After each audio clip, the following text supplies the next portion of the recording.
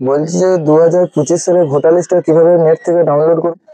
এটা করার জন্য দেখো তুমি তোমার মোবাইলে গুগল ক্রোম অ্যাপসটা ওপেন করে দেবে।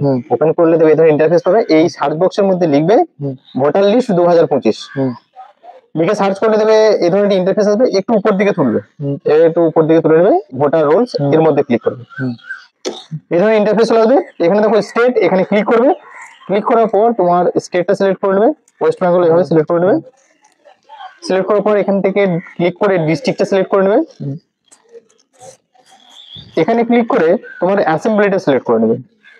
এখানে দেখো রোল টাইপ, এখানে ক্লিক করবে। ক্লিক করার পর ফাইনাল রোল 2025 এটাকে সিলেক্ট করবে। এখানে যে ক্যাপচারটা আছে সেই ক্যাপচার এখানে দিয়ে দেবে। ক্যাপচারটা দেওয়ার পর একটু উপর দিকে তুলবে। এখানে দেখো 257 অ্যাসেম্বলিতে যতগুলো পার্ট নাম্বার আছে এবং পার্ট নেম শো করছে এখানে। তো পার্ট নাম্বার হচ্ছে 82। এই সার্চে তোমার পার্ট নাম্বারটা লিখবে। পার্ট নাম্বারটা লেখার সঙ্গে সঙ্গে দেখো 82, 182 এবং 82 চলে এসেছে।